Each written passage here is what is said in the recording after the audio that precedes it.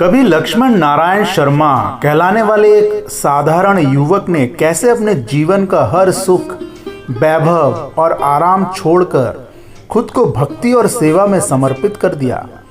वही युवक आगे चलकर नीम करोली बाबा के नाम से विश्व भर में पूजे जाने लगे। उनकी करुणा, चमत्कार और प्रेम की कथाएं आज भी करोड़ों भक्तों के हृदय में जीवित है। आइए जानते हैं लक्ष्मण नारायण शर्मा से नीम करोली बाबा बनने की अद्भुत और रहस्यमय यात्रा। नमस्कार दोस्तों, एक बार फिर स्वागत है आपका पुराण कथा संग्रह पर और मैं हूं आपका दोस्त आर्यन। दोस्तों, नीम करोली बाबा हनुमान जी का अवतार माने जाते हैं। उनका पूरा जीवन चमत्कारों से भरा हुआ था। लेकिन क्या आपने कभी सोचा है कि नीम करोली बाबा का बचपन कैसा होगा और उनके आध्यात्मिक जीवन की शुरुआत कैसी हुई होगी? चलिए जानते हैं। नीम करोली बाबा एक असाधारण संत थे।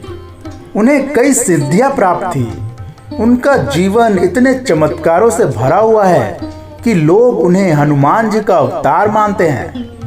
लेकिन क्या नीम करोली बाबा का बचपन साधारण था या फिर उस वक्त भी उनमें इतने महान संत बनने की लक्षण दिखने लगे थे?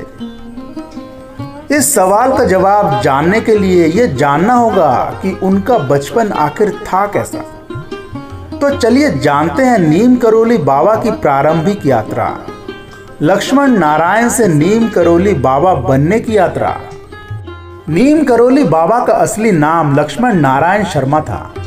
उनका जन्म 1900 के आसपास उत्तर प्रदेश के फिरोजाबाद जिले के अकबरपुर गांव में हुआ था। परिवार ने उन्हें मात्र 11 वर्ष की उम्र में विवाह करवा दिया। उनके 2 पुत्र और 1 पुत्री हुए। लक्ष्मण नारायण कई वर्षों तक गांव के निर्विरोध प्रधान रहे। गांव में एक डाक बंगला था जहां वे नीम के पेड़ के नीचे बैठकर लोगों की समस्याएं सुनते थे। वे लोगों की शादी, पढ़ाई और आर्थिक मदद भी करते थे।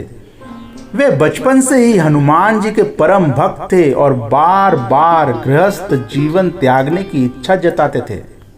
दोस्तों, लक्ष्मण नारायण का नीम करोली बाबा नाम कैसे पड़ा, चलिए जानते हैं। लक्ष्मण नारायण 1961 में वे पहली बार उत्तराखंड के भोपाली क्षेत्र में गए।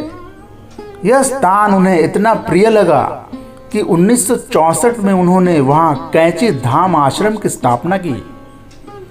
उनके साथ पूर्णानंद जी नामक संत भी थे जिन्होंने आश्रम की नींव रखने में सहयोग किया। एक बार वे नीम करोली गांव के पास ट्रेन में बिना टिकट यात्रा कर रहे थे, इसीलिए टीटी ने उन्हें रास्ते में ही उतार दिया। लेकिन जैसे ही बाबा उतरे, ट्रेन वहीं रुक गई और आगे बढ़ी ही नहीं। किसी को इसका कोई तकनीकी कारण समझ में नहीं आया।